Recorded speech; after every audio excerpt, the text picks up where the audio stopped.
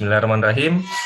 Selamat pagi, salam sejahtera bagi kita semua, Bapak Ibu yang saya hormati. Alhamdulillah pada kesempatan kali ini kita bisa berkumpul kembali dalam keadaan sehat walafiat. Di kesempatan kali ini kita akan menghadirkan Prof. Paramita, beliau dari Interiority Journal, yang lebih ke dalam proses sharing saja mungkin seperti itu ya. Kita akan menyerap beragam informasi dan juga pengalaman beliau dalam meliding jurnal Interiority sehingga bisa mendapatkan Scopus dalam kurun waktu yang tergolong cepat. Perkenalkan, nama saya Dwi Fajar Saputra atau biasa dipanggil Dudu. Di sini saya merangkap jabatan nih Bapak Ibu sebagai MC dan juga moderator. Dan kita akan bersama-sama memulai kegiatan kali ini. Yang pertama adalah pembukaan terlebih dahulu. Pembukaan kita akan mulai dengan mengundangkan lagu Indonesia Raya dan juga Mars Relawan Jurnal Indonesia. Mas Chandra, silakan.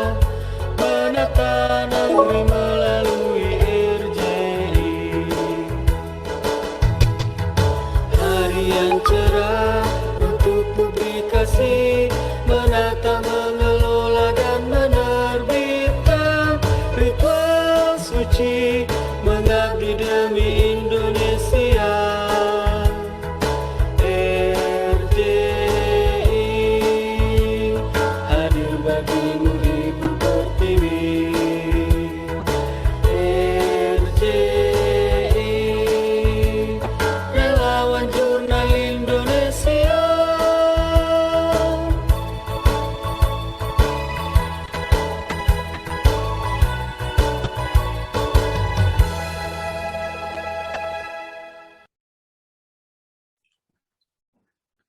Alhamdulillah untuk lagu Indonesia Raya dan Mars RJI sudah disampaikan. Berikutnya adalah sambutan dari ketua baru kami nih Bapak Ibu.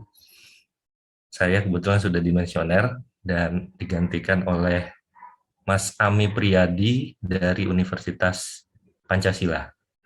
Mas Ami, waktu dan tempat dipersilakan. Ya, terima kasih banyak Pak Dwi Fajar. Terima kasih sebesar-besarnya kepada Prof. Paramita Atmawirjo yang telah bersedia memberikan materi pengalaman, bisa dibilang akselerasinya cukup bagus karena di sini rata-rata bapak-bapak dan ibu-ibu peserta di sini tuh pengelola jurnal. Sebelumnya saya juga ingin memperkenalkan diri saya. Saya Ami Priyadi Gerha Permana yang ditunjuk dari untuk menjadi penerus Pak Dwi Fajar. Ya, teman-teman juga banyak yang sudah mengenal Pak Dwi Fajar ya, sepak terjangnya di dunia perjurnalan khususnya di DKI maupun di nasional. Mungkin ya saya minta doanya saja untuk teman-teman semua, semoga nanti kepemimpinan saya untuk RJI DKI bisa berjalan dengan baik dan lancar, dan diharapkan seperti Prof. Paramita dan teman-teman semua untuk membantu kegiatan-kegiatan kami. Untuk mengingat waktu juga, mempersingkat waktu, webinar kali ini adalah webinar seri yang ke-13 untuk RJI DKI Jakarta. Yang terhormat juga kepada Bu Harisa yang telah biasanya nih beliau ini pengurus dari DKI yang memberikan masukan, arahan, dan kegiatan-kegiatan yang selalu mensupport. Mungkin dari saya itu saja. Mohon maaf apabila ada kekurangannya. Terima kasih Pak Dwi Fajar dan teman-teman semua. Terima kasih Prof. Paramita yang sudah akan memberikan materinya yang sangat luar biasa ini. Terima kasih. Assalamualaikum warahmatullahi wabarakatuh. Selamat pagi dan selamat untuk mendengarkan dari pengalaman-pengalaman Prof. Paramita. Terima kasih. Assalamualaikum warahmatullahi wabarakatuh. Waalaikumsalam warahmatullahi wabarakatuh. Terima kasih Mas Ami atas waktunya. Berikutnya saya akan menyampaikan CV dari Prof. Paramita. Saya mendapatkan dari website arsitektur.ui.ac.id. Prof. Paramita, beliau di UI sejak 1998 ya Prof ya. Luar biasa pengabdiannya Prof. Kemudian beliau dari lulusan University of Sheffield, masternya juga di situ, kemudian S1-nya dari Universitas Indonesia. Beliau seorang dosen dan juga berdasarkan informasi di sini juga beliau cukup banyak kegiatan-kegiatan di luar seperti BSNP, kemudian juga sebagai narasumber di beberapa kegiatan luar dan lain sebagainya. Tanpa menunggu waktu lama lagi, kita akan memulai kegiatan kali ini. Langsung didatangkan nih Prof. Paramita. Waktunya kurang lebih 45 menit ya Prof ya untuk paparan. Kemudian nanti kita akan sambung langsung untuk tanya jawab. Waktu dan tempat dipersilakan Prof. Monggo. Baik, selamat pagi. Assalamualaikum warahmatullahi wabarakatuh. Waalaikumsalam. Salam sehat untuk Bapak dan Ibu semua, Bapak dan Ibu para pengelola jurnal. Senang sekali pada pagi hari ini bisa bertemu dengan Bapak dan Ibu yang semuanya selalu mendedikasikan waktunya untuk pengelolaan publikasi ilmiah di negara kita ini. Saya juga sebelumnya ingin mengapresiasi terlebih dahulu apa yang sudah diupayakan oleh relawan jurnal Indonesia ini. Saya pikir sangat baik sekali ya ada sebuah wadah yang sebagai sebuah forum untuk berkomunikasi antar pengelola jurnal, karena ini tentu akan sedikit banyak membantu banyak sekali para pengelola jurnal, baik yang baru mulai ataupun yang sudah berkembang. Ya. Terima kasih juga saya sudah diundang pada pagi hari ini. Mudah-mudahan saya bisa men-sharing apa yang sudah saya alami sebagai pengelola dari Journal Interiority. Saya akan mulai aja langsung. Mungkin saya mohon izin share screen ya.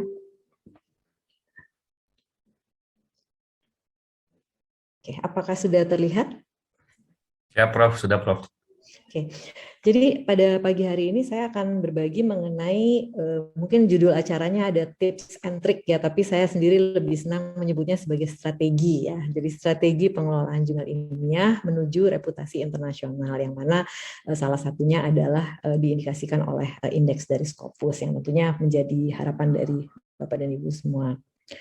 Saya adalah editor in chief dari Jurnal Interiority yang diterbitkan di Universitas Indonesia, dan selain Jurnal Interiority ini, saya juga menjadi pengelola atau editorial board dari International Journal of Technology. Jadi kami mungkin ini sekedar perkenalan, kami di Fakultas Teknik ada 2 jurnal yang sudah terindeks Scopus. Jadi yang satu itu sudah lebih lama, jadi dari tahun 2010 atau IGTech kami menyebutnya ya.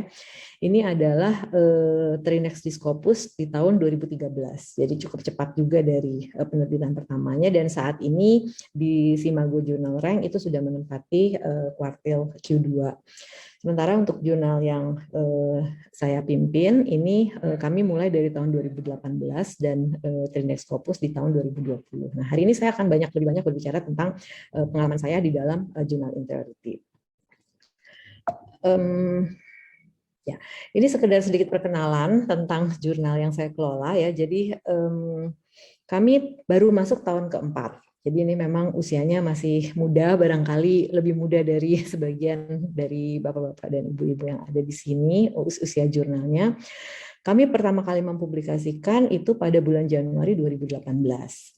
Kami terbit setahun 2 kali, setiap Januari dan Juli, dan baru saja akhir Juli kemarin kita menerbitkan volume 4 nomor 2. Kami terindeks Scopus di bulan Agustus tahun 2020, mungkin nanti saya jelaskan perjalanannya setelah ini. Dan ini sebagai pengantar, jadi memang jurnal ini memiliki fokus yang cukup spesifik. Jadi jurnal ini diterbitkan oleh departemen saya ya, Departemen Arsitektur, khususnya kami di situ memiliki program studi arsitektur interior. Nah, di dalam disiplin ilmu arsitektur dan interior itu sendiri, kami memilih untuk mengedepankan satu fokus yang lebih spesifik. Jadi tidak secara umum arsitektur atau arsitektur interior, tapi ada satu diskursus yang disebut sebagai interiority. Diskursus ini sangat berkaitan dengan berbagai bidang ilmu desain. Jadi memang di dalam jurnal ini kami menerima artikel-artikel tidak hanya dalam bidang arsitektur dan interior, tapi dalam bidang desain-desain lain yang terkait dengan spasial. Nah, ini websitenya, mungkin Bapak dan Ibu bisa langsung mencoba membuka. Ini sedikit pengantar, ini tampilan kami. Jadi mungkin kalau dilihat tampilannya sangat plain ya, sangat sederhana, seperti virtual background saya juga. Kami memang sengaja memilih template yang paling sederhana, yang paling tidak ada apa-apanya. Jadi semuanya serba putih.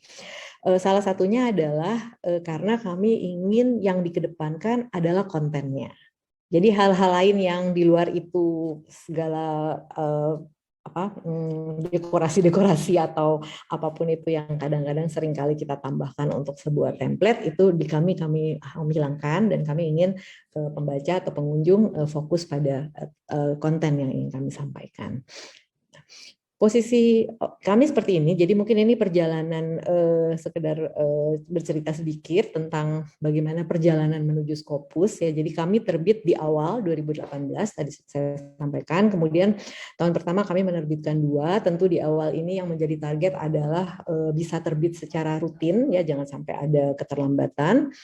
Nah, kemudian di tahun 2019 kami mulai mensubmit indeks-indeks yang kami anggap penting sebagai penanda reputasi dari sebuah jurnal. Kami submit DOAJ karena waktu itu yang sudah bisa disubmit baru itu. Jadi mungkin Bapak dan Ibu sudah cukup mengetahui ya, kalau untuk Sinta itu kan ada ketentuan harus minimal 2 tahun sudah diterbitkan. Nah, di sini kan kami belum. Jadi yang kami submit dulu DOAJ. bulan Februari kami submit, bulan April diterima di DOAJ. Kemudian kami mensubmit indeks-indeks yang lain. Jadi indeks-indeks yang memang tidak punya persyaratan-persyaratan sulit ya.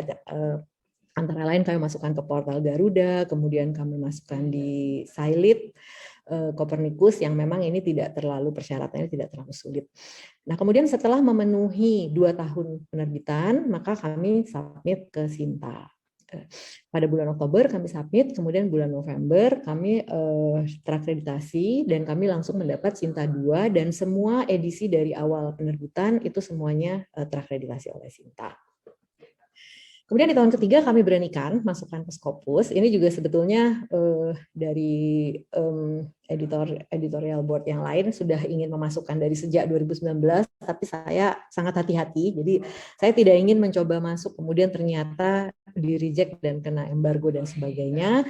Sehingga saya di tahun 2020 awal itu setelah terbitan yang kelima berarti ya ini saya betul-betul pastikan bahwa memang sudah tidak ada lagi permasalahan di dalam jurnal tersebut. Baru kemudian kami beranikan diri masuk ke Scopus bulan April. Setelah menunggu sekian lama, akhirnya di bulan Agustus itu kami terindeks Scopus. Dan kami tercover juga dari edisi yang paling pertama. Dan tentunya kemudian otomatis menjadi Sinta 1, dan sekarang kami melanjutkan penerbitan secara konsisten setahun 2 kali. Kira-kira perjalanannya ini. Nah, saya selalu dapat pertanyaan, kok bisa sih secepat itu gitu, dan mungkin itu juga sebabnya saya diundang ke sini ya Pak Dudu ya.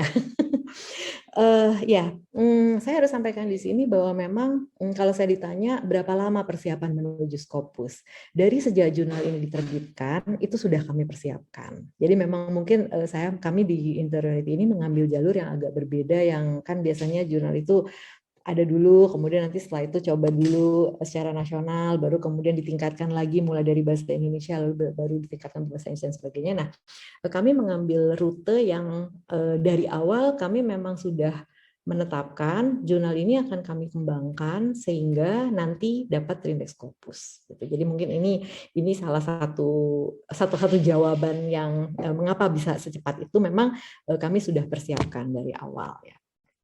Tentunya buat Bapak Ibu yang dari awal belum mempersiapkan untuk terindeks internasional, tentu masih tetap ada waktu karena ada strategi-strategi yang bisa kita bangun. Ini posisi kami di Scopus ya, jadi di coverage years-nya dari tahun 2018 sampai sekarang, kemudian kami ada di subjek-subjek area ini, ada arsitektur, ada cultural studies, ada art and humanities. Kemudian skor kami berkisar 0,7 di tahun lalu, dan tahun ini masih dalam tracker ini 2021. Dan ini posisi kami di bidang-bidang tersebut. Jadi mungkin kalau dilihat di sini cukup tinggi juga ya. Jadi kami tidak di bawah, artinya dari Art and Humanities dari 530 jurnal itu kami nomor 65. Kemudian begitu juga di Social Science itu 73% di atas, dan yang arsitektur juga lebih lah dari setengahnya. Nah, ini posisi kami saat ini. Jadi memang satu hal yang juga penting pada waktu kita mencoba untuk mensubmit ke Scopus itu adalah bukan hanya yang bagaimana cara masuk ke Scopus, tapi kemudian setelah masuk ke Scopus, bagaimana kita mempertahankan posisi kita di situ. Ini yang tentunya menjadi tantangan. Baik, itu tadi sedikit perkenalan tentang apa itu interiority dan seperti apa posisinya di dalam perjurnalan internasional ini. Nah, saya akan masuk kepada strategi langsung ya, karena pasti itu yang ditunggu oleh Bapak dan Ibu sekalian. Apa sebetulnya strategi yang kami terapkan? Nah, saya akan mulai dari pertanyaan yang paling mendasar. Mengapa sebetulnya kita menerbitkan jurnal ilmiah? Jadi biasanya pengelola jurnal punya banyak jawaban terhadap pertanyaan ini ya. Seringkali suatu jurnal itu diterbitkan dengan latar belakang dia adalah sebagai wadah untuk kumpulan karya ilmiah dosen. Jadi karena dosen-dosen perlu ada channel untuk publikasi, maka dibuatkanlah jurnal. Atau untuk karya tugas mahasiswa, terutama untuk institusi yang kemudian mengelola S2 dan S3, publikasi itu menjadi penting, maka dibuatkanlah wadahnya. Atau yang sifatnya top down. Jadi memang jurnal itu dibuat atas instruksi atau inisiatif dari institusi. Karena institusi pasti di dalam hal ini perguruan tinggi ataupun lembaga penelitian yang lain ya yang mengelola pengelola jurnal itu beranggapan harus ada jurnal ini untuk bidang ilmu, untuk setiap bidang ilmu yang ada di institusi tersebut, sehingga secara top down seringkali kemudian diinstruksikan kepada sebuah prodi atau fakultas untuk membuat sebuah jurnal. Atau menghidupkan kembali jurnal lama. Nah, ini juga cukup sering saya temukan ya. Jadi dulu sudah pernah ada jurnal A, lalu kemudian sekian lama terbit, lalu kemudian mati suri, lalu kemudian Bapak dan Ibu pengelola mungkin diminta untuk menghidupkan kembali. Nah, tentunya ini masih banyak lagi ya mungkin motivasi-motivasi yang lain untuk penerbitan jurnal. Tetapi kami sendiri di Interiority, kalau ditanya apa latar belakang penerbitan jurnal, tidak ada satupun ini yang menjadi latar belakang kami. Jadi kami tidak berpikir ini untuk mewadahi kebutuhan dosen, kami tidak diperintahkan juga oleh atasan, jadi tidak ada ya, instruksi top down untuk membuat jurnal, dan ini juga tidak ada riwayat jurnal sebelumnya. Nah, lalu apa latar belakang dari Interiority ini ya? Jadi kami memang ada sedikit perubahan di sini. Jadi kalau selama ini seringkali kita melihat jurnal itu adalah sebuah keharusan. Jadi harus punya jurnal dong. Sebuah perguruan tinggi atau sebuah lembaga penelitian harus punya jurnal. Kemudian jurnal itu adalah untuk memenuhi kebutuhan.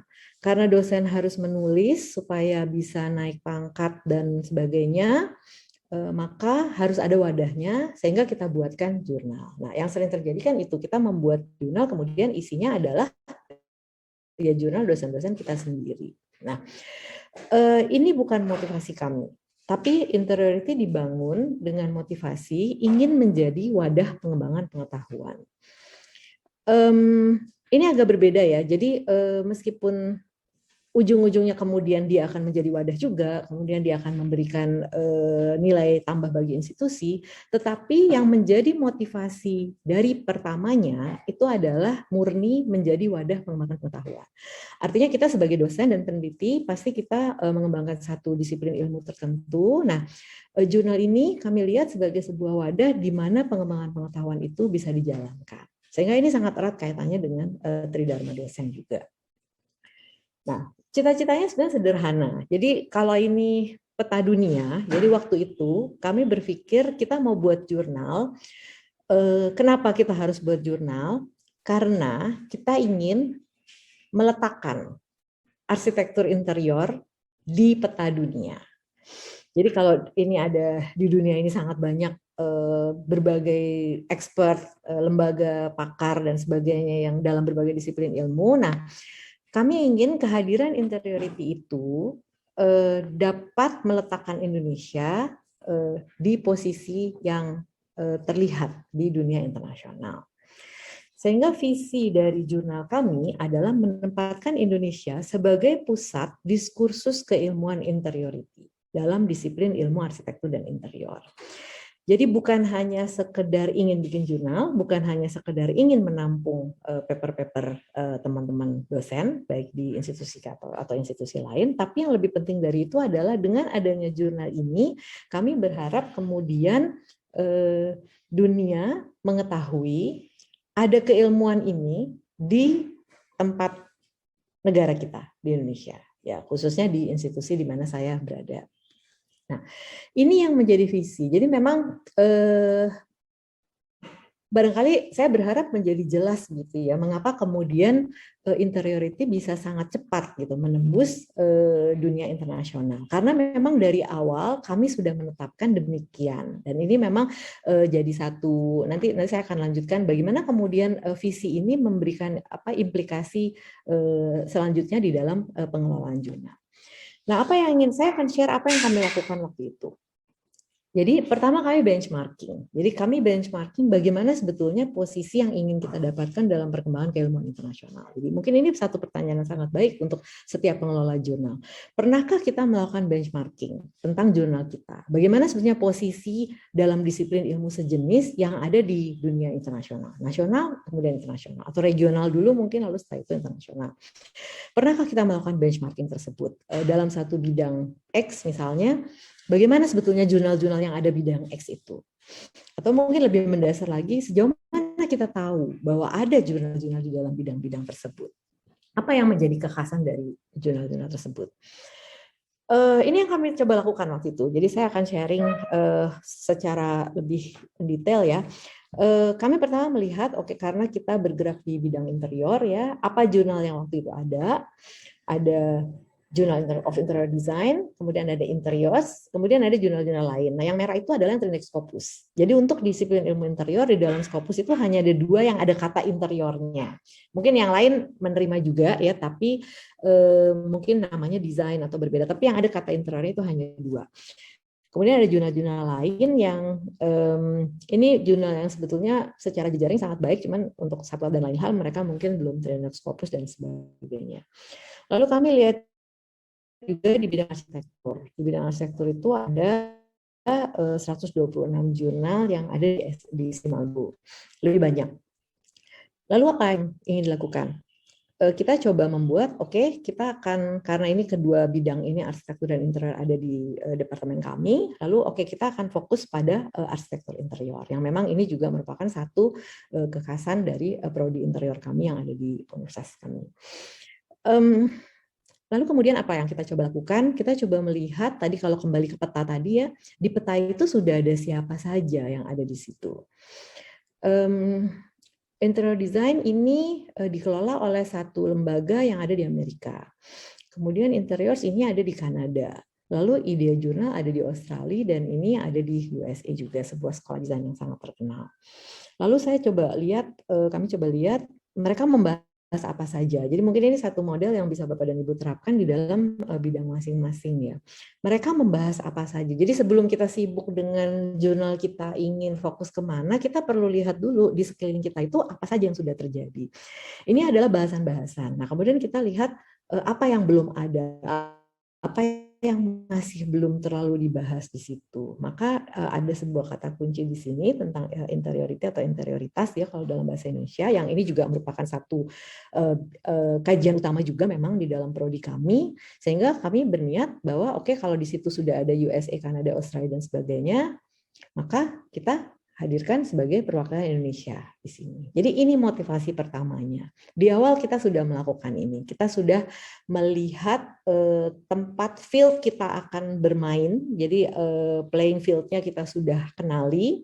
Kita sudah kenali di situ ada siapa saja, mereka jago-jagonya di mana, lalu di mana yang masih kosong. Disitulah kita masuk. Ini adalah strategi kami. Sehingga apa yang terjadi mungkin secara sederhana ya, kalau saat ini kita Google kata interiority ya, yang muncul paling atas adalah jurnal kami. Silakan boleh dicoba Bapak dan Ibu, mudah-mudahan sih masih seperti ini ya. Bahkan di atasnya dictionary. Jadi biasanya kan dictionary pertama ya. Jadi nah ini kan tentu ini nggak langsung ya. Jadi waktu pertama pasti belum, tahun-tahun awal edisi pertama belum. Tapi setelah mulai tahun kedua dan seterusnya kami sudah mulai muncul dan di atas, semakin naik ke atas dan sekarang sudah di paling atas. Nah artinya kan ini kalau memang di awal tadi diniatkan ingin meletakkan Indonesia di dalam ranah internasional, sepertinya sudah cukup tercapai. Kita bisa melihat bahwa siapa yang bahas tentang wacana ini, tentang fokus kajian ini. Ada di ini kan langsung kelihatan ya, ini ada di UI ACID, berarti kan dia di Indonesia gitu, di ACID. Nah, ini yang terjadi sebetulnya. Jadi sebetulnya itu aja strategi. Kalau saya ditanya strateginya apa ya, strateginya itu dari awal kita mencoba untuk melihat. Kemudian mungkin hal lain pada waktu melihat benchmarking ya, jadi sebetulnya kita perlu merujuk kemana sih gitu. Kadang-kadang kan kita banyak sekali ya jurnal-jurnal yang ada itu pasti banyak, ada yang berkualitas, ada yang predatory. Nah, kami biasanya mulai dengan kita cari dulu dari penerbit-penerbit bereputasi. Jadi untuk bidang kita itu sudah ada jurnal apa saja di dalam penerbit-penerbit ini. Ini saya masukkan bukan maksudnya promosi ya, tapi maksudnya faktanya kebanyakan nama-nama ini yang kemudian menghasilkan jurnal-jurnal yang baik gitu ya. Ada Elsevier, Sage, Emerald, Springer, Taylor Francis dan sebagainya. Yang lain dari itu ya ada juga, tapi ya mungkin itu belum bisa dijadikan rujukan kalau memang dia belum terlalu terdepan. Atau selain penerbit, kita bisa masuk ke dalam asosiasi internasional. Misalnya dalam satu bidang tertentu ada asosiasi internasional yang memang punya wacana yang sangat kuat di dalam bidang tersebut, itu tentu bisa menjadi rujukan. Nah, sebagai contoh, waktu kami, ini contoh-contohnya ya, jadi kami di bidang arsitektur dan interior itu, karena interior belum banyak, tadi hanya 2, maka kami lihat arsitektur, jurnal-jurnal apa yang ada yang terbaik. Jadi memang ini yang menjadi rujukan kami. Kami pelajari semua bagaimana mereka berwacana, bagaimana profesionalisme mereka dalam mengelola jurnal dan sebagainya. Oke, nah kemudian masuk ke 2 ya. Jadi tadi pertama mulai dari benchmarking, pengenalan playing field. Nah, lalu pengelolaannya sendiri seperti apa? Nah, tentu masih sejalan dengan visi yang ingin kami tetapkan. Strategi pengelolaan kita juga berbasis pengembangan keilmuan. Jadi saya tahu kita seringkali punya checklist ya, misalnya Sinta tuh harus begini. Kemudian Scopus sendiri juga ada beberapa persyaratan gitu ya.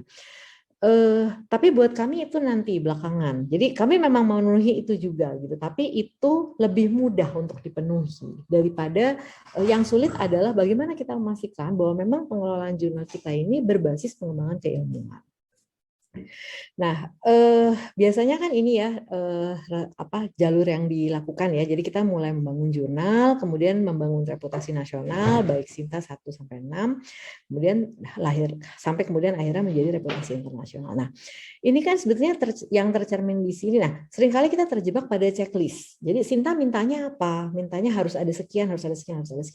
Nah, tapi buat saya sebetulnya yang penting itu kan kualitas. Jadi ujung-ujungnya adalah bagaimana sih kita memahami kualitas dari jurnal itu. Kualitas seperti apa yang ingin kita hadirkan dari jurnal tersebut sebagai sebuah wadah pengembangan ilmu.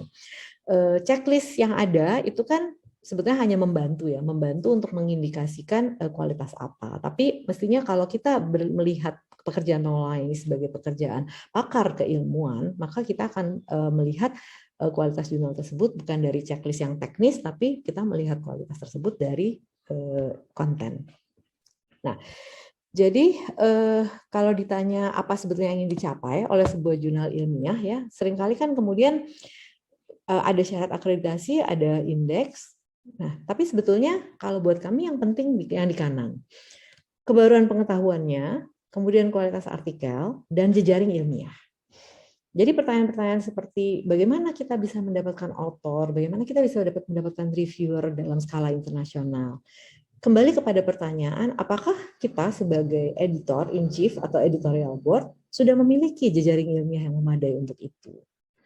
Apakah jejaring ilmiah kita sudah cukup untuk bisa mendukung pengembangan keilmuan? Karena ini kan tadi berbasis pengembangan keilmuan ya, bukan berbasis checklist teknis. Begitu juga dengan kualitas, begitu juga dengan kebaruan pengetahuan. Bagaimana kita sendiri sebagai editorial board? Apakah kita menguasai pengetahuan terkini di dalam bidang kita? Sehingga kita bisa meleading jurnal kita bisa memimpin jurnal kita untuk membangun pengetahuan tersebut. Nah, ini sebagai gambaran, jadi sebenarnya ini implikasi ya. Jadi ini memang menjadi poin-poin yang pada waktu kami masukkan ke Scopus, hal-hal yang dikomentari itu antara lain editorial board-nya sangat baik, kemudian rentang dari artikel-artikelnya sangat relevan di dalam skopnya, kemudian skopnya juga sangat jelas ya. Tapi kalau melihat dari sini, ini kami punya, jadi saya sebagai editor in chief, kemudian co-editornya ini Prof. Yandi, kami berdua dari UI, kemudian editorial board membernya saya semua dari luar negeri, ini dari hampir semua benua ada ya. Australia, USA, dan Eropa, New Zealand. Satu dari Indonesia. Nah, bagaimana saya bisa mendapatkan mereka? Ini sebenarnya implikasi dari jejaring tadi. Jadi manakala saya mengatakan kepada mereka, saya mau buat jurnal tentang interiority, mereka langsung oke, kita support. Karena buat mereka sendiri, mereka sangat ingin mengembangkan pengetahuan itu, tapi mereka mungkin belum ada energi atau resource untuk membangun platformnya. Jadi manakala saya menawarkan platform, ini kan kayak menawarkan platform ini, saya punya ide untuk ini. Mereka langsung oke, mereka kan tinggal ngikutin gitu. Mereka nggak perlu susah-susah, yang susah kami kan, mulai membangun dari awal gitu. Nah, jadi buat mereka ini sesuatu hal yang menarik. Ini visibility jurnal kami ya, jadi sampai dengan kemarin nih saya lihat di stat counter saya, itu kami sudah ada 123 negara dengan 21.000 unique visitor. Nah, yang menarik di sini adalah pengunjung overseas kami sudah melampaui pengunjung dari Indonesia. Jadi sekitar 50-50 tapi lebih banyak dari overseas. Dan top 3 internasional kita adalah USA, UK, dan Australia. Jadi bukan hanya Asia gitu ya, tapi mendunia. Nah, dan saya mengatakan ini adalah implikasi. Lagi-lagi ini adalah implikasi. Implikasi karena mempunyai satu platform yang bidang ilmunya belum banyak ditampung, sehingga manakala ada orang yang ingin mencari rujukan, maka dia akan masuk ke jurnal kita. Begitu pula dengan author. Nah, ini author kami ya. Overseas author kami 90% sekarang. Jadi di awal sekitar 80 sekian, sekarang 90%. Jadi Indonesia hanya 10% papernya, yang lain dari Eropa, Amerika, Australia, dan kemudian ada sebagian kecil dari Asia. Acceptance rate kami sekitar 50-50. Jadi ada dari 10 paper ada 5 yang di reject. Nah, artinya ini memang menjadi indikasi bahwa ini memang sudah menjadi internasional. Ini sampai dengan edisi yang kemarin. Nah, siapa saja mereka? Nah, ternyata setelah dilihat, pada waktu kan banyak sekali author-author yang masukkan paper ya. Terus kemudian kami selalu lihat, dia siapa sih, mereka siapa gitu. Ternyata mereka adalah penulis buku-buku ini. Jadi sebuah jurnal yang umurnya baru 3 tahun itu ternyata kemudian dicari oleh mereka-mereka yang sebetulnya sudah menuliskan buku di mana-mana. Ini kalau Bapak Ibu lihat ada terbitan Routledge, terbitan penerbitan terkemuka. Mereka menulis. Jadi ada dari Harvard, dari Royal College of Arts, dari University of Arts London, TU Delft dan sebagainya. Ini mereka sebelumnya sudah pernah menulis buku, tapi kemudian mereka masuk ke jurnal kami sebagai author. Tentu kami dengan senang hati menerima paper-paper mereka. Jadi, nah lagi-lagi ini implikasi karena dari awal kami sudah menetapkan visi dan misi yang berkaitan dengan kehadiran posisi Indonesia di dunia internasional. Begitu juga reviewer. Tidak terlalu sulit buat kami untuk mencari reviewer karena memang ada jejaring yang bisa kita manfaatkan untuk bisa masuk ke situ, dan manakala mereka tahu ada opportunity untuk review ini, mereka kemudian tiba-tiba nanti ada temannya tiba-tiba meng-email, saya dikontak oleh ini, lalu saya bersedia untuk mereview untuk ini. Jadi teman-teman editorial board juga sangat aktif mencarikan reviewer dari negaranya masing-masing atau dari jejaringnya masing-masing, sehingga kita punya reviewer yang cukup kuat profilnya. Nah, jadi itu sebetulnya Bapak dan Ibu sekalian, tidak ada tips atau trik yang khusus ya, tapi sebetulnya ini sangat berkaitan dengan apa sebetulnya yang ingin kita capai dari jurnal tersebut. Jadi artinya interiority mengambil jalur memang dari awal sudah menetapkan ingin mengedepankan pengembangan keilmuan. Nah, setelah itu barulah kemudian kita akan masuk pada bagaimana memastikan bahwa semua itu dijalankan secara profesional. Jadi kerapihan dari pengelolaan, kerapihan dari tampilan, tidak pernah ada kesalahan-kesalahan sepele yang muncul di dalam jurnal, itu juga merupakan faktor yang penting. Nah, saya bisa merumuskan mungkin ya hal-hal yang penting dari pengelolaan jurnal ini. Sebenarnya tadi sudah saya sebutkan, paling utama adalah menetapkan fokus keilmuan. Jadi memang dari review dari board, dari Scopus pada jurnal kami, salah satunya adalah skopnya sangat jelas, dan semua paper-paper yang ada di situ sangat relevan dengan skop tersebut. Kemudian strategi yang lain adalah membangun jejaring keilmuan. Jadi sebelum kita masuk pada strategi yang teknis, siapa nanti yang akan jadi editor, siapa yang nanti mengurus proofreadingnya, bagaimana, OJS-nya seperti apa, itu kan hal-hal teknis ya. Kami di Interiority mengutamakan membangun jejaring keilmuan, dan saya sendiri sebagai editor in chief memang tugas utama saya adalah ini. Saya memastikan bahwa Interiority ini punya jejaring keilmuan yang kuat, dan kami melakukan itu sejalan dengan, karena kami dosen, maka salah satu dari tridharmanya kan adalah penelitian ya, yang mana penelitian itu pasti pengembangan keilmuan, begitu juga pendidikan. Maka sebetulnya mengerjakan jurnal ini bukan extra work, tapi integrated dengan apa yang kami kerjakan. Kadang-kadang kita suka melihat, aduh kalau jadi pengelola jurnal tuh beban tambahan gitu ya. Kita udah sibuk ngajar, udah sibuk harus masukin proposal penelitian, kita masih harus juga mengelola jurnal. Nah, saya melihatnya mengelola jurnal ini bagian dari saya mengembangkan keilmuan. Jadi semuanya dilakukan secara terintegrasi. Nah, setelah itu kita perlu ada roadmap tentu. Nah, ini jadi roadmap yang tadi saya sampaikan di awal itu sebetulnya sudah kami prediksi dari awal. Jadi dari awal kita sudah menentukan tahun sekian mau masuk mana, tahun sekian mau masuk mana, tahun sekian mau masuk mana. Itu sudah kita tentukan dari awal dengan target dan tahapan, tentu juga dengan melihat tingkat kesulitan. Saya pikir tentu nanti dari Bapak dan Ibu karena bidangnya berbeda-beda juga mungkin challenge-nya akan berbeda-beda, sehingga time frame yang dibutuhkan untuk masuk ke bidang itu tentu menjadi berbeda. Kemudian konsistensi dalam implementasi roadmap ini juga saya pikir penting ya. Jadi kita sudah punya keinginan, oh ya tahun sekian kita harus submit Scopus, berarti kita harus konsisten dengan apa yang harus dilakukan di dalam mencapai roadmap tersebut. Bagian mana yang bolong? Misalnya kalau kita beranggapan kita masih butuh membangun jejaring reviewer, berarti itu harus kita lakukan. Jadi memang ada PR-PR yang menjadi tugas dari editor yang bukan hanya sekedar menyelesaikan hal-hal teknis, tapi berkaitan dengan pencapaian roadmap ini. Nah, behind the scene ini saya pikir memang pasti penting. Jadi saya akui ada behind the scene komitmen dari editorial team ya. Jadi baik editorial board yang dari berbagai negara ataupun tim editor teknis kami sendiri di dalam universitas yang memang secara konsisten berkomitmen untuk menjamin kualitas. Jadi hal-hal yang sifatnya rutin, memastikan tidak ada kesalahan dan sebagainya itu harus terus-menerus dilakukan quality control-nya.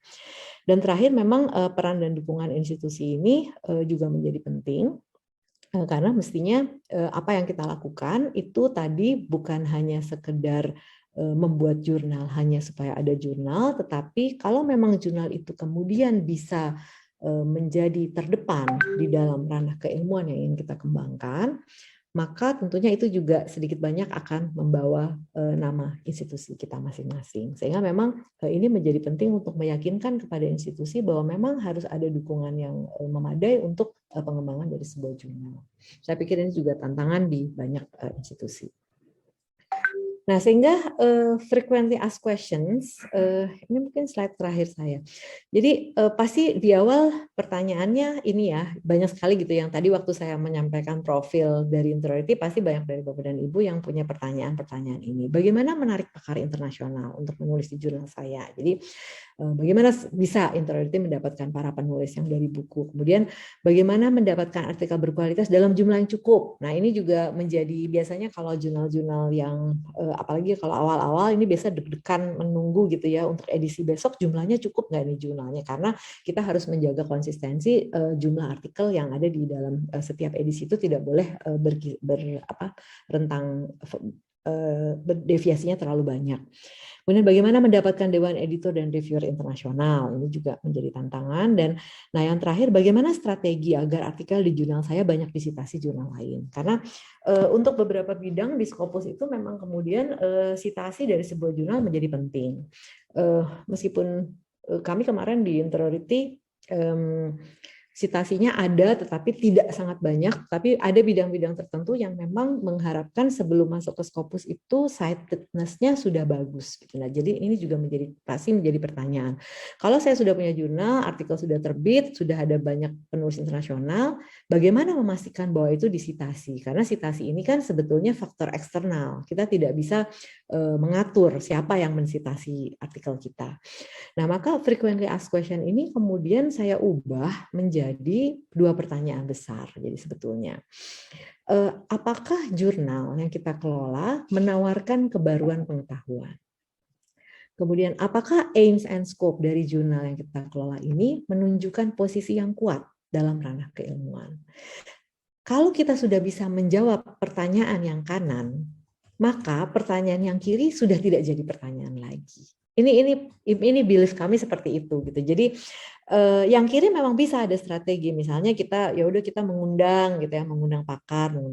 Tapi sampai kapan kita bisa melakukan itu gitu? Apakah setiap edisi kita harus mencari-cari paper terus gitu? Terus begitu juga reviewer. Nah, sehingga kami di Interority mengambil jalan. Kami memastikan bahwa pertanyaan yang kanan harus bisa terjawab. Jadi setiap edisi, setiap tahun, setiap kami melakukan review terhadap pengelolaan jurnal, pertanyaannya hanya ini. bagaimana, apakah kebaruan pengetahuan, karena kemudian setelah jurnal berjalan 4 tahun ya, ini kita udah 4 tahun berjalan, kami lihat lagi bagaimana perkembangan pengetahuan interiority yang dari awal itu kami targetkan. Sudah ada perkembangan lebih lanjut belum? Adakah arah-arah tertentu? Jangan-jangan kita mesti lebih banyak aktif di dalam jejaring yang mana untuk bisa lebih mempromosikan interiority ya. Jadi pada dasarnya mungkin ini sebenarnya ini slide ya, ini slide hampir terakhir saya. Dengan pertanyaan-pertanyaan ini, saya berharap dengan pertanyaan-pertanyaan ini dijawab, gitu, usaha untuk menjawab pertanyaan ini, maka kemudian pertanyaan-pertanyaan lebih kecil lagi yang seringkali menjadi permasalahan dalam pengelolaan jurnal untuk bisa terindeks Scopus, ini harapannya bisa terjawab. Memang yang kanan ini butuh waktu, jadi tidak bisa kita langsung langsung kita bikin MN Scope sekarang terus udah selesai gitu, karena kan kita tentukan MN Scope, kita butuh waktu untuk memastikan bahwa semua artikel yang masuk dalam rentang waktu sekian tahun ke depan itu sesuai dengan MN Scope kita. Jadi memang itulah tadi saya sebutkan roadmap dari sebuah jurnal itu menjadi sangat penting. Nah, ini slide terakhir saya. Jadi pada akhirnya sebenarnya kunci tips and tricks yang diperlukan bagi sebuah jurnal untuk bisa terindeks Scopus menurut saya adalah sebuah kepercayaan dari Dewan Editor, khususnya dari Editor in Chief ya, bahwa mengelola jurnal itu pada dasarnya adalah mengembangkan keilmuan. Manakala kita enjoy mengembangkan keilmuan ini, kita akan enjoy mengelola jurnal, sehingga kita kemudian akan berupaya untuk agar apa yang kita kelola ini, apa yang kita asuh ini bisa betul-betul mencapai kualitas yang kita inginkan, dan tentu kemudian sebagai reward-nya, jadi saya melihat Scopus itu sebagai reward, bukan sebagai tujuan. Tujuan utamanya adalah mengembangkan keilmuan. Sebagai reward-nya, maka jurnal ini terindeks Scopus. Dan tentu nanti reward selanjutnya yang kita harapkan adalah akan banyak citasi yang didapat, dan kemudian posisinya di dalam indeks-indeks itu juga dapat dipertahankan atau bahkan ditingkatkan sampai ke kuartil yang terbaik kalau bisa. Nah, ya kira-kira itu Bapak dan Ibu sekalian yang bisa saya share ya. Jadi saya memang tidak banyak men-share hal-hal yang sifatnya teknis ya, yang karena saya pikir itu ikut gitu. Tapi nanti kalau misalnya ada pertanyaan-pertanyaan teknis yang ada yang ingin tahu juga tentang teknis, kalau ada yang bisa saya share, mungkin nanti bisa saya share dalam tanya jawab. Mungkin itu dulu Pak Dudu. Mudah-mudahan bisa membantu. Silakan bila nanti ada pertanyaan-pertanyaan yang diajukan. Ya, terima kasih atas paparannya. Kita proof dulu ya Bapak Ibu ya. Prof Paramita sangat lengkap, dan juga saya pribadi juga sangat menikmati ya apa yang disampaikan oleh Prof Paramita. Dan di sini kita bisa langsung saja, sepertinya sudah tidak sabar ini, banyak yang akan melakukan pertanyaan-pertanyaan. Saya akan membuka 3 termin ya Bapak Ibu ya. Jadi 3 termin dalam kurun waktu tanya jawab ini. Termin yang pertama untuk 3 penanya terlebih dahulu. Silakan bisa raise hand atau bisa langsung via chat. Nanti kita akan pilih siapa yang bisa menyampaikan pertanyaan. Yang pertama yang sudah raise hand adalah Bapak Mukrimin. Siap. Dari IAIN Gorontalo ya Pak? Siap. Oke, sebentar ya Pak. Ada lagi Bapak Ibu yang akan bertanya? Ada 2 yang sudah raise hand, itu satu lagi siapa ini? Bentar. Bapak atau Ibu Ar-Rahman ini? Mungkin bisa di on cam Pak, maaf. Oke. Satu lagi Bapak Ibu di termin yang ketiga ini. Silakan. Sorry, termin pertama untuk penanya ketiga. Silakan. Via chat ada? Oke. Sepertinya termin pertama hanya 2 ya. Saya mulai dari Bapak Mukrimin dari IAIN Gorontalo. Waktu dan tempat, monggo Pak. Terima kasih. Pertama, kami ucapkan selamat kepada Ibu Prof Paramita dan tim di UI. Ini ada hal yang sangat menarik. Minggu lalu kami sudah submit langkah awal dari ke Scopus itu, saya mengelola Pimpret di Jurnal Al-Ulum saat di IAIN Gorontalo, Prof. Posisi kami sekarang 2013 itu akreditasi B, kemudian 2018 Sinta 2, ini jurnal Religious Studies, ilmu agama, Prof. Saya lihat yang menarik dari interior ini adalah tidak terlalu ini dengan perwajahan dengan segala tipe-tipenya cantik. Katakanlah begitu, kesan ininya tidak cantik lah, maksudnya dalam konteks ini ya. Tetapi dari segi kualitas, terutama dari misalnya pengelolanya, kalau saya lihat sekali itu berpengaruh. Waktu kami submit pertama, baru step 1 ini, Prof, yang kami sudah lakukan, itu betul-betul editor sampai ininya itu, nah kekurangan kami itu authors-nya, penulisnya itu masih lokal ya, katakanlah masih statusnya Indonesia, data beberapa dari kawasan. Apakah itu berpengaruh? Itu penilaian yang kemarin di Scopus itu posisinya 97, Prof, di step pertama itu. Apakah misalnya dari katakanlah misalnya diakumulasi semua penilaian tadi itu dari CSAB. Sorry ini terinterupsi dari suara dari masjid dekat rumah ini Pak Fajar. Saya singkat ya. Misalnya apakah dari segi akumulasi itu dari semua penilaian itu, misalnya ini penulis ini yang terlalu monopoli atau bagaimana dari pengalaman Prof Pramita? Saya pikir terima kasih. Terima kasih Pak. Oke, Pak Mukrimin. Kita tahan dulu ya, Prof. Pak Ar-Rahman, dari instansi mana, Pak? Dari Universitas Muhammadiyah Makassar, Pak. Oke, Muhammadiyah Makassar. Silakan, Pak. Oke, terima kasih atas kesempatannya dan yang terhormat Ibu Prof Pramita. Saya ucapkan juga selamat Interiti sudah akreditasi Q2, Bu ya. Jadi pertanyaan saya itu simpel saja, kayak bagaimana begitu, Bu?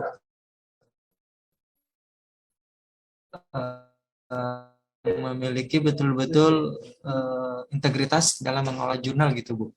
Karena saya adalah salah satu editor yang ada di Universitas Makassar mengelola jurnal Konfix. Itu kami alhamdulillah sudah mengajukan ke Sinta, ke Karjuna, sudah masuk Sinta. Pak Rahman, sorry suaranya sepertinya belum begitu terdengar jelas, Pak. Mungkin bisa diulang, Pak? Atau kalau internetnya lagi bermasalah, mungkin bisa off cam. Ya, off cam boleh. Oke, sudah bagus, Pak, kedengaran? Baik, silakan. Sudah bagus? Sudah. Oke. Jadi pertanyaannya itu kayak gimana mendapatkan reviewer atau editor board itu yang punya integritas yang betul-betul punya waktu dan link begitu, Bu, untuk dapatkan bagaimana dapatkan editor yang baik yang betul-betul ingin kerjasama untuk memajukan yang namanya jurnal yang kita kelola gitu. Kemudian selanjutnya mungkin yang masih terkait itu juga yang saya kelola itu, Bu, jurnal pendidikan bahasa dan sastra Indonesia. Mengenai paper yang masuk sudah lumayan banyak, tinggal bagaimana hambatan atau yang menjadi tantangannya itu reviewernya itu, Bu, bisa menilai kemudian bisa meluangkan waktu untuk membuat review. Ke lebihnya saya ke Bapak Dwi Fajar atau Pak Duduk. Terima kasih. Kurang jelas ya, Prof? Apa sudah cukup jelas? Mungkin saya bisa sedikit review ya. Yang pertama dari Bapak Mukrimin, beliau menanyakan terkait tampilan dan juga beberapa bagian dari sisi manajerial. Seberapa penting, saya menangkapnya seperti itu. Kemudian yang kedua dari Bapak Rahman, bagaimana mendapatkan komitmen tim editor yang kita kelola agar bisa bersama-sama seperti itu ya, untuk mengedepankan integritas dan juga tata kelola yang baik dalam pengelolaan jurnal. Seperti itu ya Pak Rahman ya? Betul Pak. Ya, baik. Ya. Silakan Prof, mungkin bisa dijawab langsung. Baik, Kang Dudu, makasih. Terima kasih Pak Mukrimin dan Pak Rahman atas pertanyaannya. Saya akan coba menanggapi berdasarkan apa yang saya ketahui ya. Jadi karena begini, apa yang terjadi di dalam review oleh board Scopus itu kita nggak tahu sebetulnya. Jadi kita tidak pernah ada kontak dengan siapapun yang menjadi review board. Tetapi kami bisa membaca dari review yang diberikan ya. Jadi dari review yang diberikan itu memang ada satu bagian yang menarik buat buat kami ya.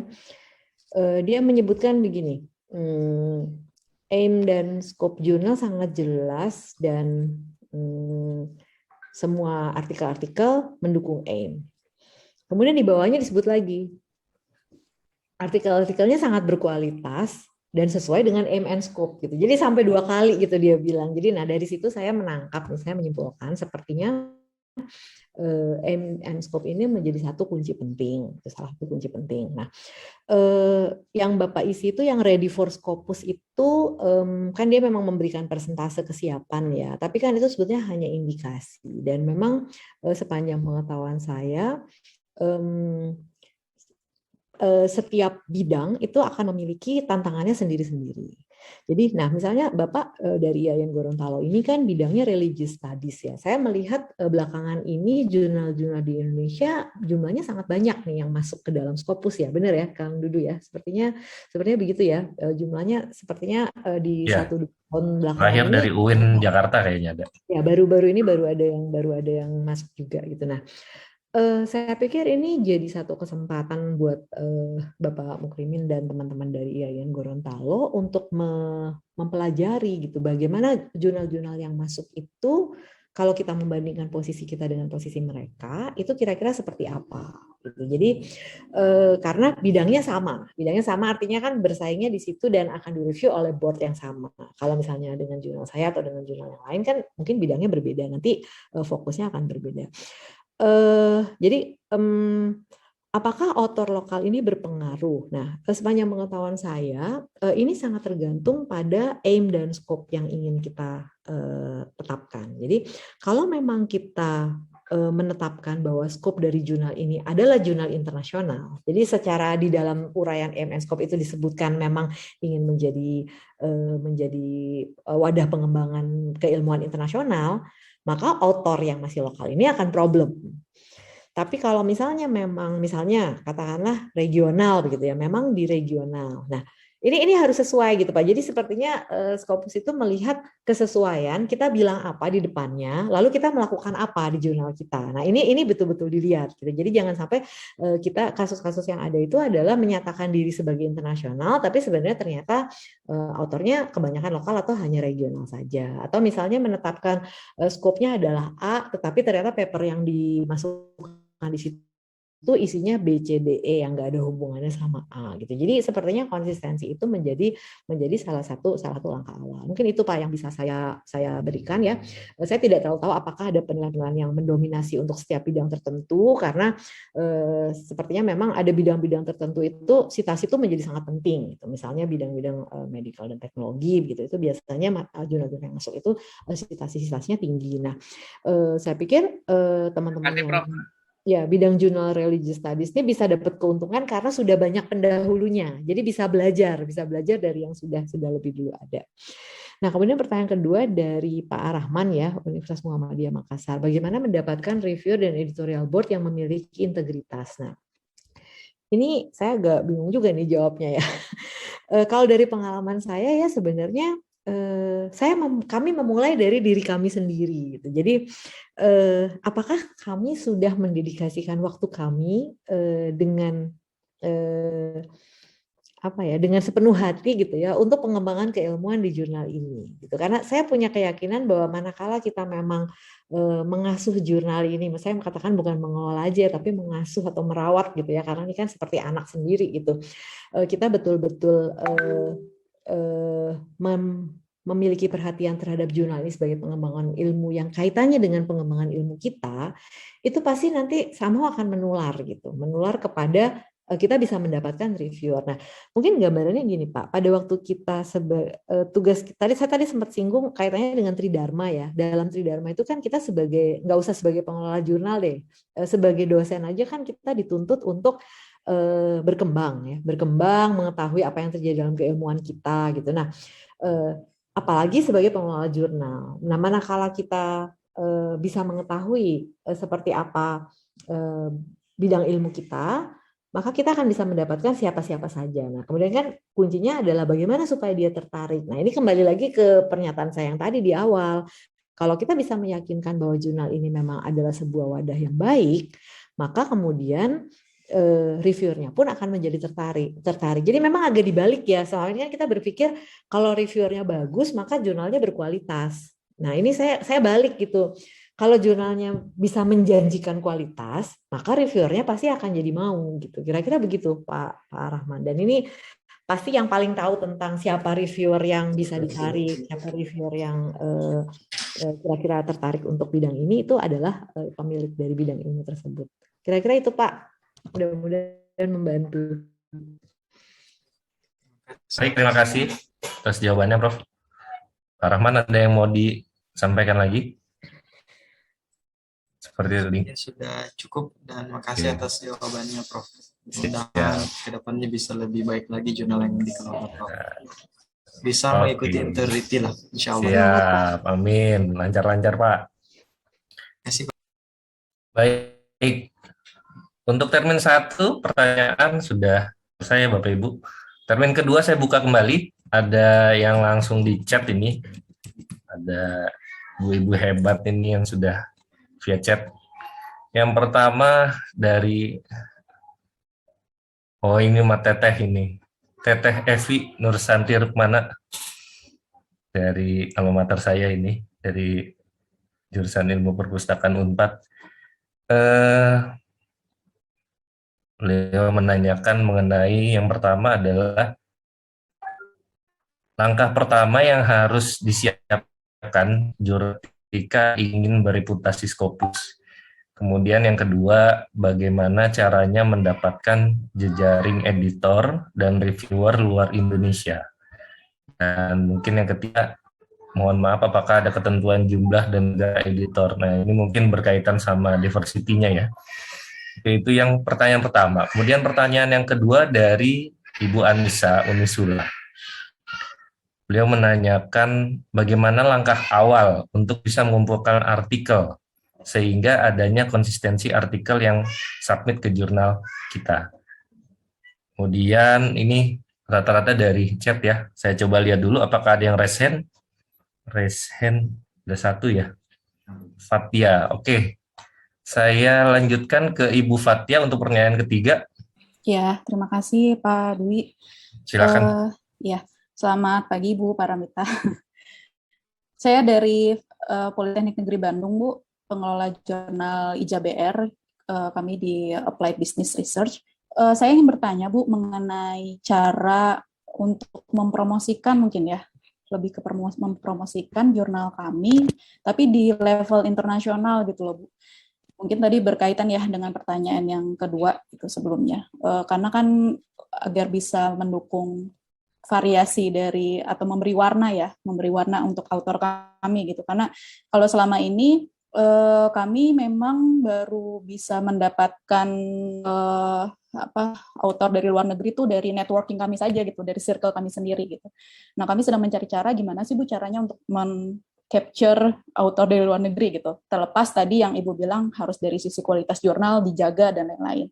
Seperti itu. Terima kasih Bu Paramita dan Pak Dwi. Oke, baik.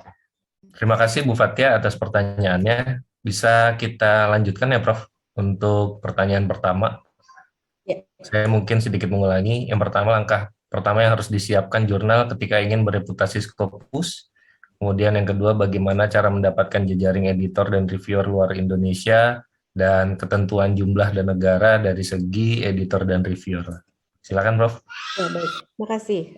Ibu Evi Nursanti dari Unpad.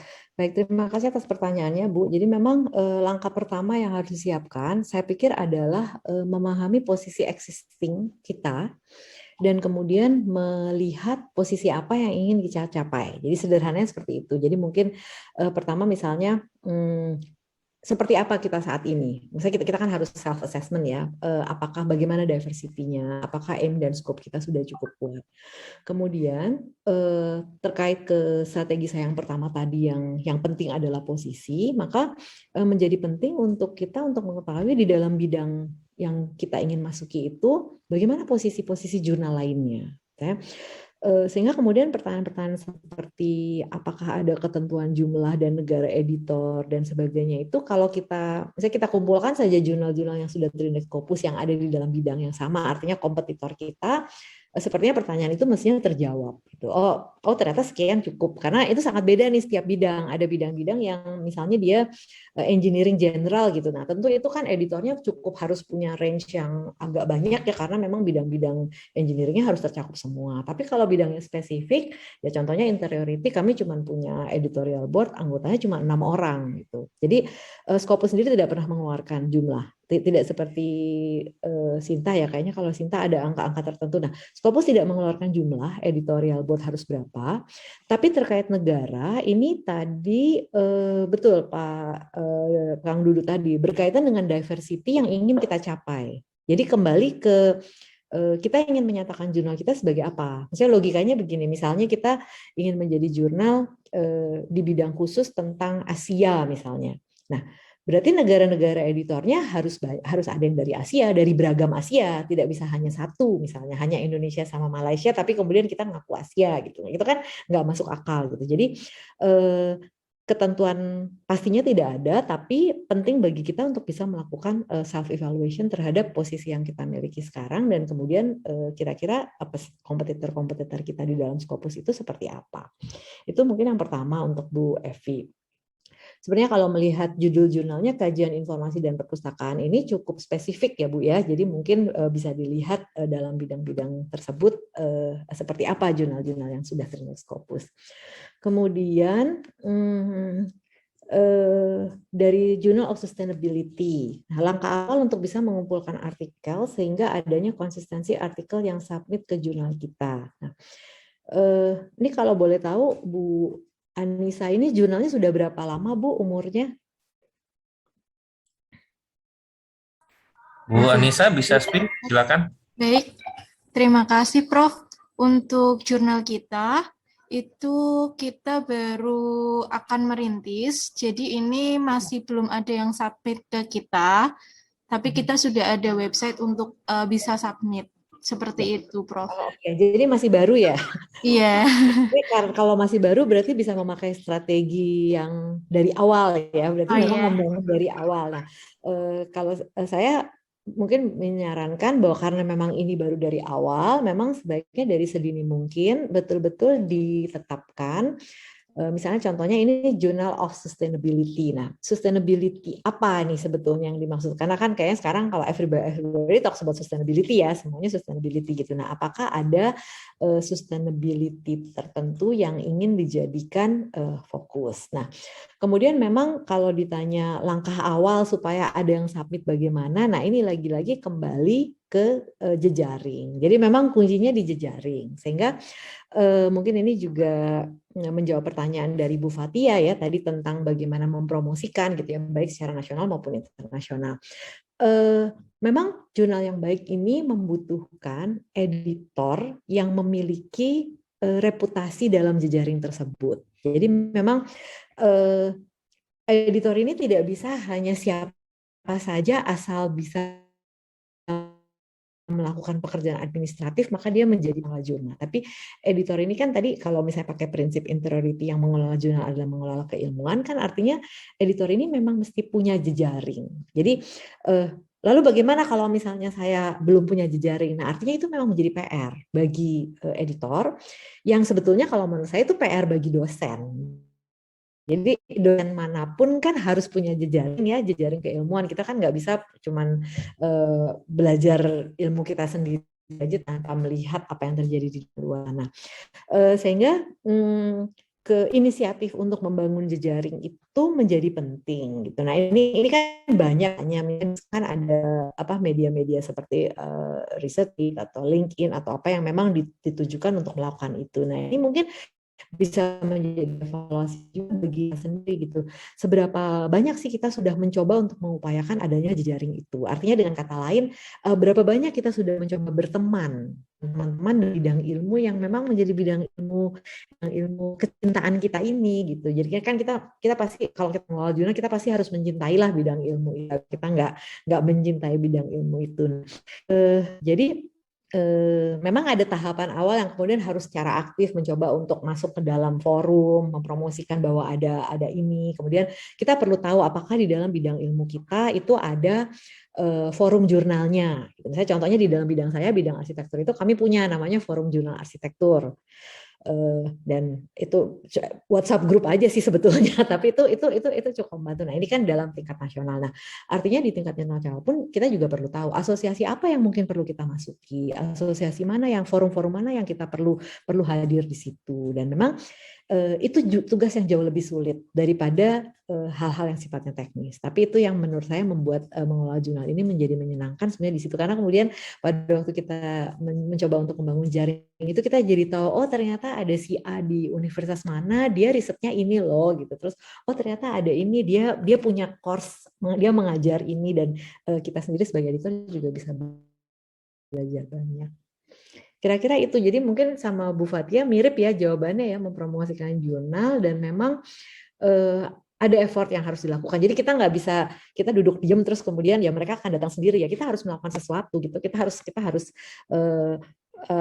ya dua cara ya. Tadi sifatnya reputasi. Jadi memang saya dengan memastikan ada orang-orang yang memang baik, kita mungkin bisa kita invite di awal gitu ya, kita invite di awal untuk masuk ke jurnal. Tapi kemudian dengan reputasi itu kayak kita berharap orang udah mulai tahu gitu, oh ada jurnal ini, dan itu jurnalnya bagus gitu. Jurnal begitu lihat, nah ini dari sini tampilannya jadi penting nih, tampil secara profesional, tampil secara tampilan seperti apa yang ingin kita hadirkan, yang kemudian diharapkan bisa menarik orang-orang secara internasional. Mungkin itu Pak Duduk. Siap, Prof. Termin terakhir ini ya sudah memasuki waktu-waktu kita akan berakhir Bapak Ibu. Pada sesi terakhir, termin ketiga, saya ulangi lagi, ini merupakan termin ketiga pertanyaan yang silakan bisa disampaikan oleh Bapak Ibu. Silakan bisa melakukan bentuk raise hand ataupun bisa mengisi di dalam kolom chat. Untuk yang pertama, saya sudah mengumpulkan dari Bapak Dimas ini ya, Bapak Dimas Ari Darmantyo, beliau dari Manajemen Journal of Bina Niaga. Silakan Bapak Ibu yang lain, ada yang sudah raise hand kah? Coba saya cek kembali.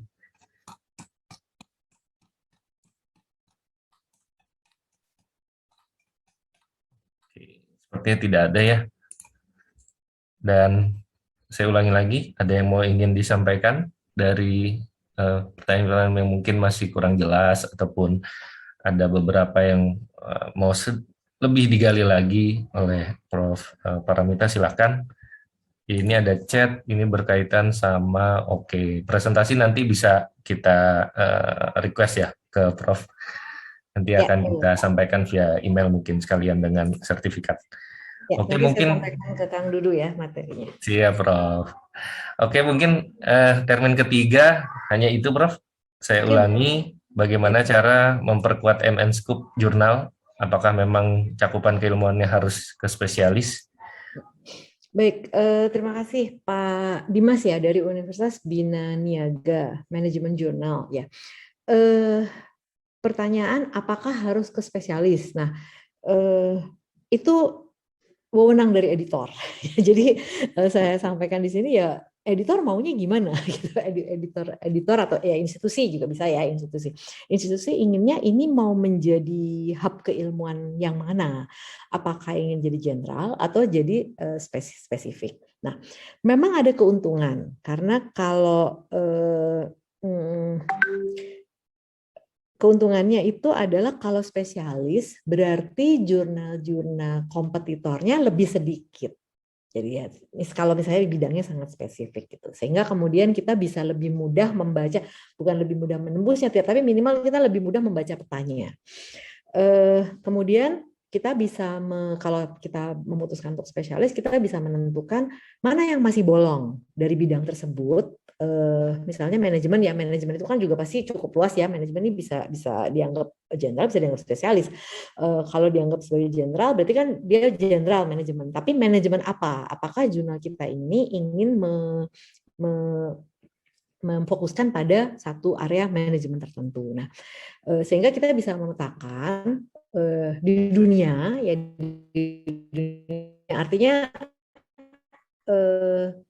ya paling mudah kan kita Scopus gitu ya, jurnal manajemen ada berapa gitu. Kalau misalnya hanya manajemen aja, berapa jurnalnya. Kalau misalnya di situ ada 1000 jurnal gitu misalnya, berarti 1000 itulah pesaing yang bakal kita hadapin gitu. Nah, kalau misalnya kita lebih spesifik kan biasanya lebih fokus. Nah, jadi pertanyaan tentang apakah harus spesialis, memang spesialis itu ada keuntungannya. Nah, tapi memang kemudian tantangan berikutnya adalah kita kemudian jadi harus lebih selektif untuk menjaga agar memang paper-paper yang masuk itu sesuai dengan spesialis. Jadi misalnya kita khususkan manajemen bisnis gitu ya.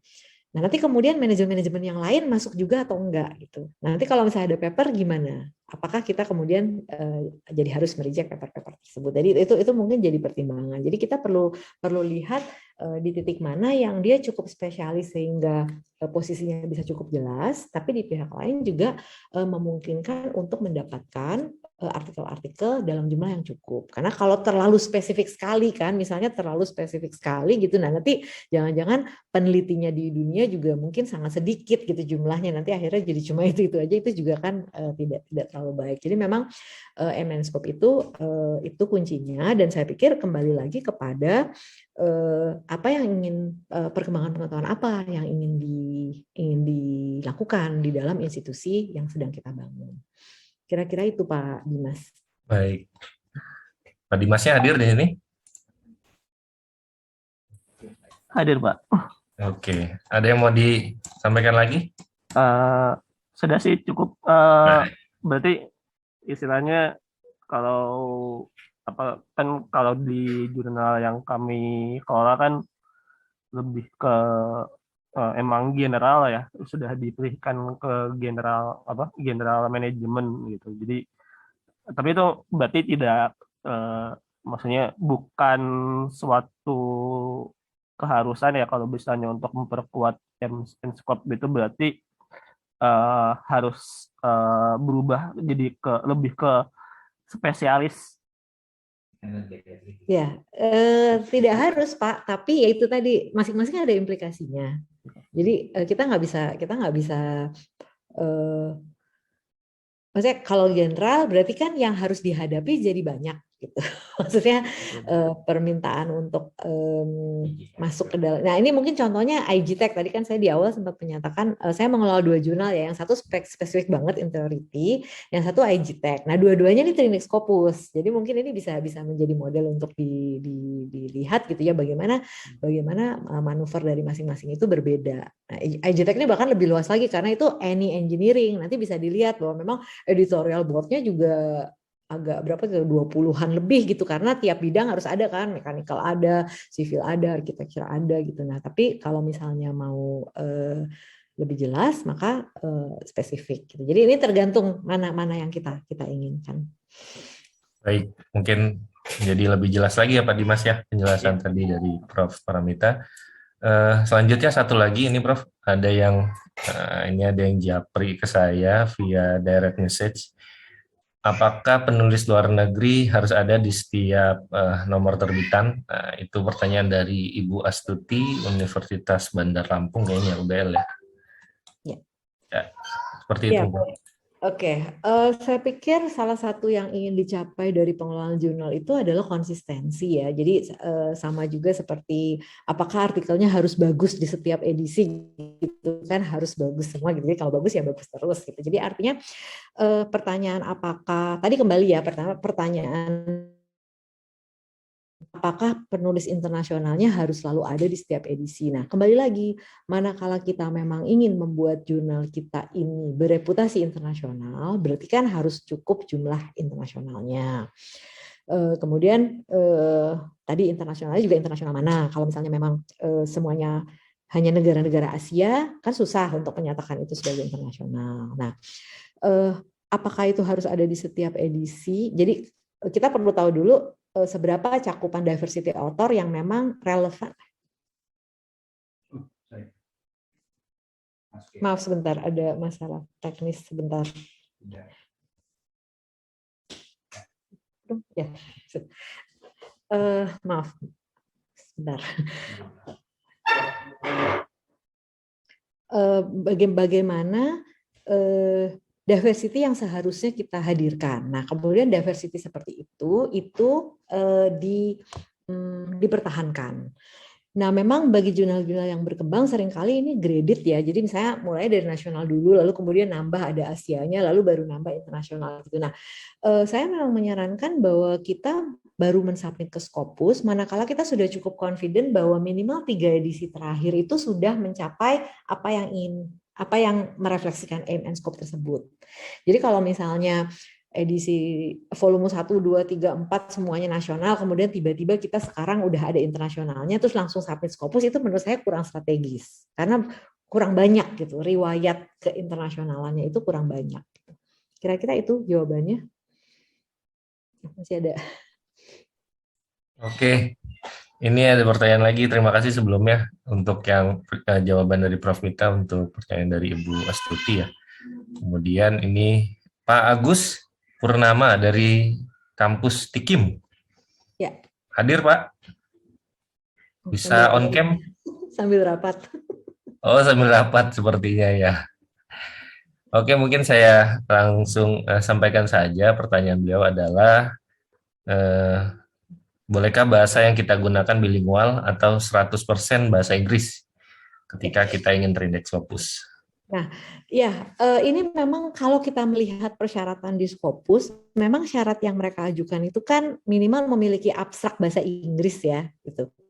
Ya, tapi saya juga kurang tahu sih apakah ini, maksud saya begini, saya tahu saya persis ada jurnal-jurnal yang memang bahasanya adalah bahasa lokal ya, kemudian dia punya abstrak Scopus, tapi juga memang fokus kajiannya agak spesifik gitu terhadap misalnya terkait dengan culture di sebuah negara tertentu gitu. Nah, jadi saya tidak tahu apakah, saya tidak berani menjawab ya. Maksudnya saya nggak bisa bilang misalnya Bapak bahasanya bilingual terus itu aman gitu terindeks Scopus, saya nggak berani menjawab itu gitu. Karena saya pikir CSAB dari Scopus itu pasti punya pertimbangan macam-macam lah ya terkait juga dengan aim and scope-nya juga. Nah, saran saya adalah Bapak Agus ataupun Bapak dan Ibu yang lain mencoba untuk men-search jurnal-jurnal yang seperti kita, itu ada nggak yang tidak 100% bahasa Inggris gitu, dan dia terindeks Scopus gitu. Saya biasanya akhirnya pakai caranya gitu, karena kan kita nggak tahu CSAB menilai gimana. Jadi saya biasanya melihat dari yang sudah terindeks duluan itu kira-kira mereka seperti apa gitu. Terus kalau misalnya memang di bidang itu ada, kemudian sepertinya dia baik-baik saja. Maksudnya baik-baik saja itu artinya dia ada di Scopus cukup lama, tidak discontinued gitu. Karena kan jangan yang baru ya, karena kalau baru kan belum tentu nanti dia aman terus gitu. Jadi kalau misalnya dia baik-baik aja berarti mungkin oke gitu. Tapi saya nggak bisa menjawab kalau yang ini. Kalau dari aturan resminya sih boleh gitu. Karena dia bilang bahkan seluruh jurnal itu bahasanya bahasa lokal tapi dia ada abstrak bahasa Inggrisnya kan boleh gitu ya. Tapi saya nggak kebayang juga sih kalau misalnya saya jadi CSAB-nya Scopus gitu, terus kemudian dihadapkan pada jurnal yang bahasanya bahasa lain, gimana cara saya menilai kualitas gitu dari jurnal. Dan kalau saya sih saya tidak akan nekat mengambil itu gitu. Agak baik Prof. Kayaknya. Siap. Oke, waktunya sudah menunjukkan pukul 11.30 ya Bapak Ibu ya. Nah, itu juga sudah ada balasan dari Pak Agus, sangat clear sepertinya. Dan mungkin kita bisa beranjak ke sesi yang berikutnya adalah saya akan menyampaikan rangkuman dari apa yang sudah disampaikan oleh Prof. Paramita. Yang pertama adalah kalau kita mau jurnal itu trended scopus seperti halnya interiority, pertama adalah lakukan benchmarking. Nah, ini sebuah hal yang saya pribadi juga belum banyak melakukan seperti halnya interiority. Kemudian yang kedua, mencari positioning dari jurnal. Ini juga menjadi sebuah pelajaran berharga pastinya. Kemudian yang ketiga, memiliki visi yang jelas dan juga roadmap yang jelas. Kemudian yang keempat, melakukan riset. Nah, ini menjadi bagian yang mungkin nantinya akan kita coba bersama-sama ya Bapak Ibu ya. Kita lakukan riset dulu, kita tentukan subjek fokus scope dari jurnal yang sudah ada sebelumnya, kemudian kita lihat apakah ada fokus dan scope yang berpotensi untuk kita tingkatkan di sana, seperti halnya interiority.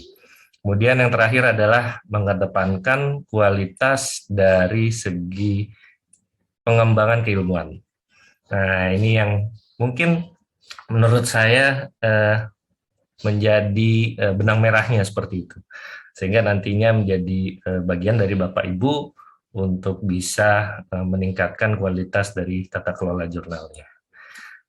Yang selanjutnya adalah saya pribadi, saya ingin mengucapkan terima kasih yang banyak kepada Prof. Paramita atas waktu yang sudah disediakan dan juga atas segala macam ilmu yang sudah disampaikan, dan mengingat waktu juga sudah ingin bau-bau dapur sudah terasa ya Bapak Ibu ya, kita akan segera isoma dan juga nantinya kita harapkan apa yang sudah disampaikan oleh Prof. Paramita bisa kita terapkan di jurnal kita masing-masing.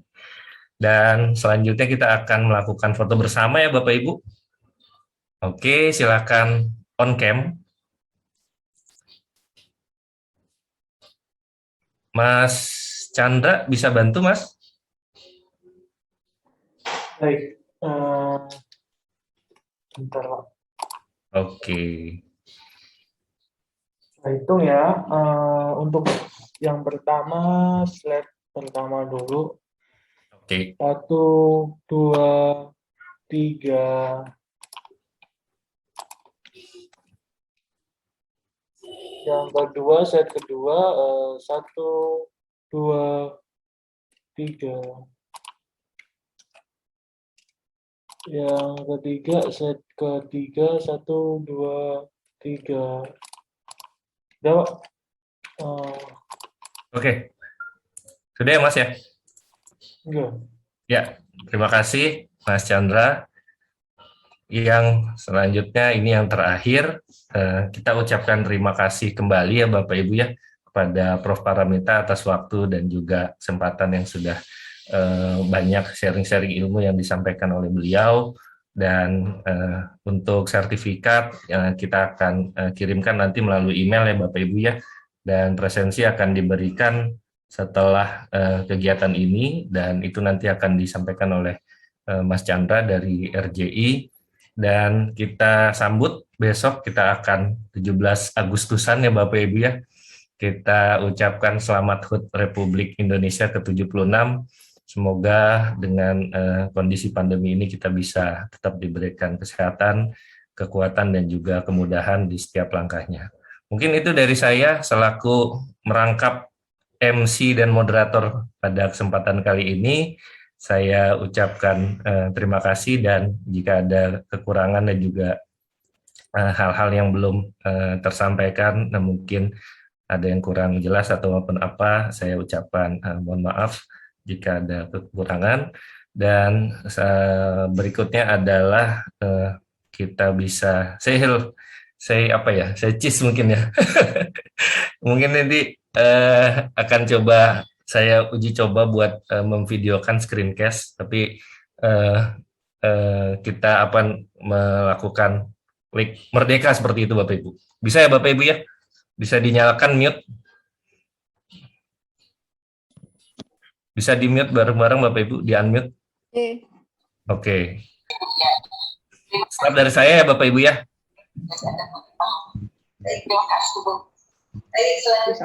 Oke, saya akan mulai 1, 2, 3. Kita akan mengucapkan merdeka, selamat ulang tahun RI ke-76. 1, 2, 3. Merdeka, selamat ulang tahun Republik Indonesia ke-76. Oke, terima kasih ya Bapak Ibu atas waktunya. Saya selaku MC dan juga moderator mengucapkan terima kasih. Saya akan leave annual meeting kegiatan Zoom kali ini, dan kita akan kembali ke kita akan bertemu kembali, maksud saya di kegiatan selanjutnya di webinar RJI DKI Jakarta lainnya. Terima kasih. Wassalamualaikum warahmatullahi wabarakatuh.